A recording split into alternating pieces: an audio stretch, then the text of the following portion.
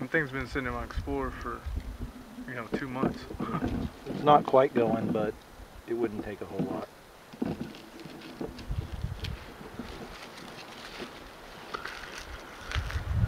I got some juke back there somewhere. Yeah, I got some stuff in my bag too. How many strikes was there? Well, the first 5 or 6 did nothing, but then it just took my thumb and just kind of crumbled a little bit up in that divot, and I hit it once, and I got a little bit of an ember.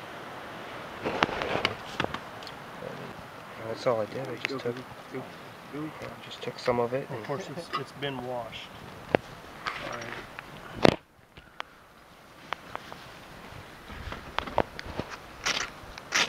What do they make with this? There it is. This is monk's paw once it's been churned. No, it's not a snack. I'm sorry, you're out of luck. Looks like it might be snack to her. Yeah, that's. And you could, you could blow that into a flame pretty easy. I was showing Jeff That's a just while as ago. good. It's burning a little bit faster. Thread. Yeah, that thing was so. Maybe like in the eastern guys are real big into chaga. I mean, this is almost, almost like that. You can see where it's starting to burn into the actual.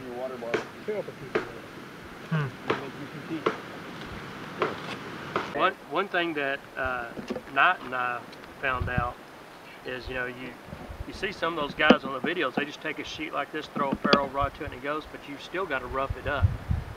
So it's like, you can take a ferro rod right now and throw sparks on it. All you'll do is put little burn marks on it. You still got to create that surface area. But once it goes, it's just like fat wood or anything else, man. You'll get that black smoke resin off of it, but help the boys always put some in their kit. Yeah. Well, but I got a whole trash bag full of that. Somebody always Bushcraft it.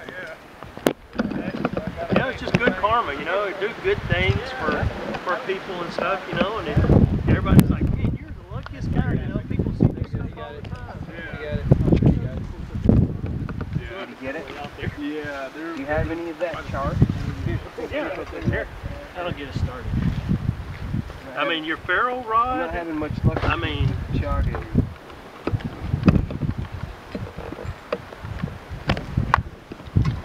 There it is. You finally get it? Yeah. Yep. There you go. The E-swing?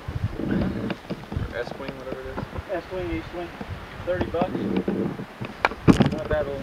You gotta pop it. As soon as you do that, you need to pop it out pretty quick. There you go. Chad got it. Won't quite shave right now, but I had it shaved. I stick a tack in the. What'd you make? And then I just let it cool off by itself, and it's always worked real good. The striker. You know why? You have to not dye it black. I bought that.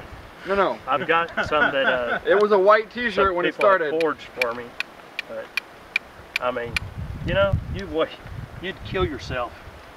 I got donked to send me a couple. The ones that look like the snake. What on earth is that now? Are you filming, Jesse? Yeah. You filming? Your charred T-shirt. We couldn't get it to spark. Monk's claw.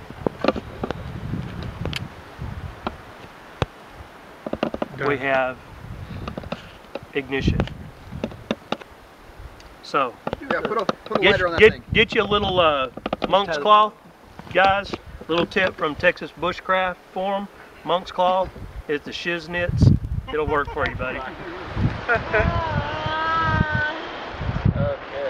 It takes one atom to give up one electron to another atom. Oh, fake He goes, oh man, they're doing some kind of weird ritual that I don't know anything about. Didn't you know this is the... I did not sign up for this. Bushcraft, right? Everybody say the sacred word. So he's already... Owa, Tagu, Siam. Now, if you guys, if you buy a first aid kit, usually they only come with just smear around. They usually only come with one pair of gloves in there. Yeah. You need to make your first aid kit needs to be a living item. I go out and buy the coolest first aid kit I can find, so I'll have the bag, and then I put what I want in it. So you can't make the bag. So what we want to do? You've had your patient, and we need to get these gloves off, okay? Because we don't know what kind of funk this person we come up on the woods has. So What do you have? Right. I don't know, but so we gotta get these off of us. Okay. Now, one of the reasons why you need more than one glove. Let's say if I come up on you guys and I got 2 of you out here, I don't want to cross-contaminate. All right. So what I do is I put on 2 pairs of gloves. I would tend to you first. I'd pull that pair off, and then I'd work on you. Okay. But what we want to do, we want to take these off without getting any on you. So I'm going to demonstrate. What you want to do, you want to grab at the bottom, okay? And then we pull down. All right, now there's a couple different measures. Now notice I didn't take it all the way off. Right. We don't want this to get on us. So we grab the other, and we fix it to where it's completely encased in our hand, like so. Then take your other finger and pull it through and turn this thing inside out. Now, nothing got on you, okay? So what I want you to do is we'll go around one at a time, and I want you to get these off without getting anything on you. Okay, now grab it and work it completely in. And then fingers underneath. There you go. And encase. Nothing to it. I may have already got blood on me. You're dead! There you go. And just completely inside, and then fingers underneath. And that's another deal is you want to make sure, your gloves fit. Because you notice Andre tried putting these on and he ripped them. Okay? Both of them. I ripped both of them. And now I'll tell you a little secret. Once you have these gloves on and your hands get wet, you cannot put another pair of gloves on. They will stick to your hands and they will not go on. Some of them are coated in baby powder. Yeah. What type of wounds do we have? So if I make a wound and it looks like this, would you say that's what? What kind of wound would you say that is? That's a slice. Yeah, an incision. Laceration.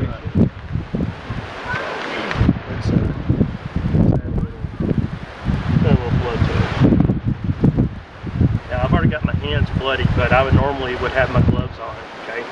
So they would come to me and they'd be like, I use the example a lot of times, little Johnny, he's out, he's doing things he's not supposed to, you told him not to play with the knife, this, that, and the other, and you hear, and all of a sudden he comes running up to you, and you got this nice incision. You can see, nice meaty incision there to it. So, it's gonna look like that. So, would we, because he fell on the ground or whatever, what do we need to do with this? And we talked about closing wounds in the field earlier, and how it's not a good idea to do that. We've got to get rid of all the junk in here. So the first thing that we have to do is we're going to irrigate this wound out. You're going to use approximately 2 liters of water.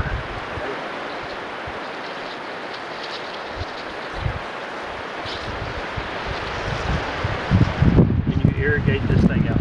And the whole time he's going to be screaming. Now, I just used, 20 cc's, and you see there's still some junk down in there, okay? So, we've gone through our 2 liters of water, and we still have debris down in there. You pull your tweezers out. We burn the end of the tweezers. Now, when we burn the end of the tweezers, the black soot on it, is that sterile or is that dirty? I'm assuming sterile. It's sterile, okay? So we want to leave the black soot on there, because if I take this after I've just blackened the end of it and I wipe it on my pants, it's no longer sterile.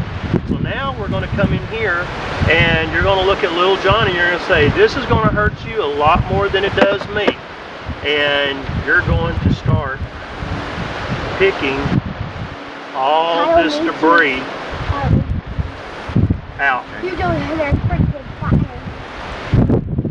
What's the difference between this and these? They're both 4x4s, but what's the difference? Anybody notice?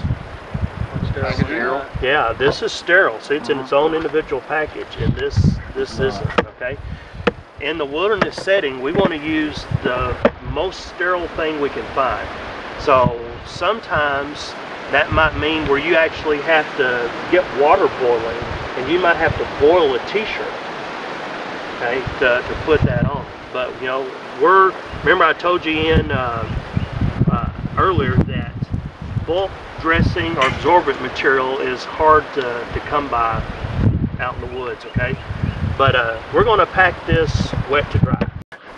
Then you come in. Now remember I was talking about you have to think outside the box. So if you don't have an irrigation syringe in your first aid kit, what could you use? Water bottle? Like a squirt okay, bottle? if you have a squirt bottle, all right. You have a plastic baggie. Exactly. You get pressure on that. You make like a pastry chef's baggie, okay? Fill it up with water. You should have in your first aid kit at least 1 or 2 triangular bandages. Those triangular bandages packs come with 2 safety pins. Even if you don't have those, you need to put a couple of safety pins in your first aid kit. Then you come in, you irrigate all this out of here, and when you do this, you're probably going to get a little more bleeding to it, okay, because you're aggravating it, but it's not going to be bleeding as much. Now the big question I have from students a lot of time is, okay, so what do we do with this? Do we just cut this off? Well, no, it's going to be its own band-aid, because it's perfect to cover this, right? So, but we got to make sure we clean this as best as we can. So we irrigate it. Can't get, you know, stuff out like you can see. You know, there's still some stuff in here. Then we get the tweezers. We sterilize the tweezers. We go in and we pick and dig this out. Remember, the whole time you're picking and digging that out, they're going to be cussing at you and everything else, because you know you're touching nerve and raw stuff. So, okay, so just keep that in mind. And then we're going to antibiotic the top flap and antibiotic the bottom, and we're simply going to let it form its own band-aid again. And then we bandage it. If you have the tegaderm, you can put the tegaderm over it, or you can, like I said, just the 4x4s and some tape. And remember I said earlier, that's another thing that you can't manufacture out in the backcountry, is tape. You know, so you know, always make sure you have tape with you, whether it be medical or duct tape or something. So that's how we pretty much take care of our basic type of wounds. Now there is something that you can do. Let's say you don't have steri strips, but you have duct tape, and if you have dental floss or anything like that, you can come in here and you can kind of do like a pseudo suture. And what you do is you take duct tape and you come back just a little bit from the wound and you put a strip of duct tape. You come to the other side, you put a little strip of duct tape here. You take the needle and the dental floss and you pass it through one side of the duct tape and bring it through the other and make you an anchor point, okay? So your anchor point. Then come back and you just work it back and forth like a lazy stitch or whatever, all the way up, okay? And what you're doing, you won't completely pull it together like this, but you'll pull it to where it's more like so. So it's not completely closed, it's just partially closed, okay? And that's kind of like pseudo suturing and stuff. So if you don't have steri strips, you know, there's another way that you can use to pull it together a little bit. But you know, like I said earlier, on the wounds like this, you know, you just want to make sure that, you know, you don't completely close this thing up. You know, we don't want to take the sutures and we don't want to suture this thing closed, because I promise you, if you look now, you know, you're going to find junk down in there, because there's no way that you can guarantee in the back country that you're going to get this out. You know, when you go to the ER to have a suture done, you know, that doctor's in there and it takes him a while to do it, because he has to make sure it's cleaned out. He's got to come in here and he's got to trim any material, any skin or anything in there. So, you know, in my professional opinion, you know, suturing in the backcountry is something you don't need to do. But again, you know, it's your body, and if you think that that's what you need to do, then that's what you need to do. All right. Any questions on any of this wound management? Is there a scenario where that would be best suture? Not in my book. Okay. And like I said, that's just my opinion. Because if you can't stop the bleeding, then you need to be doing something beyond what we're talking about. Because I mean, you know, the thing is, you know, guys, when you do, when you've got a wound that's not bleeding, used to you went direct pressure, elevate the wound. That didn't work, you went to a pressure point. Okay, and then if that didn't work, then you went to a tourniquet. Well, what they have realized is that not everybody knows where pressure points are at, and they don't work. Okay, so now the protocol is we direct pressure, we elevate, and we go to a tourniquet. Okay, and there's a certain way that you know, apply a tourniquet. You know, you don't use anything narrow, so you wouldn't want to use paracord or your bootlaces. You want it to be wide, you know, an inch to 2 inch wide. So this is where your cravat or a big belt, a wide belt, would come into play. Right? And when we do this for wound management, you know, a lot of people say, well, you put a tourniquet on, you lose a limb. You know, they used to say, you put it on, you're willing for that person to lose a limb. All you're doing is you're putting it on to slow the bleeding down.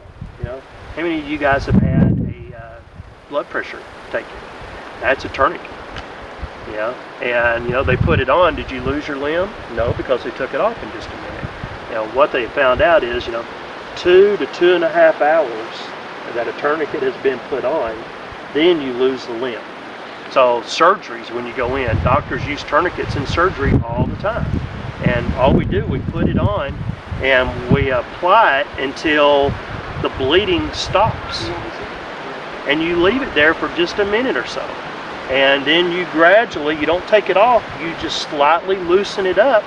And if the bleeding starts again, then you tighten it back down until the bleeding stops again. You give it a minute or two, you gradually loosen, you don't pull it off, you just gradually loosen until you start to get pulse.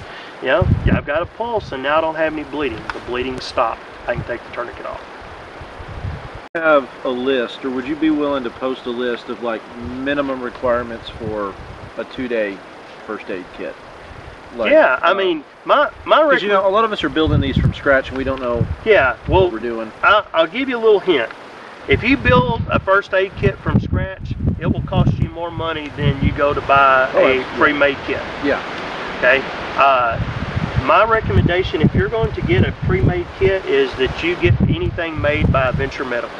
Yeah, and that's what I've read. Yeah, they seem to have the best kit, and that's where a lot of my stuff that I use comes from. And those are the kits that I carry.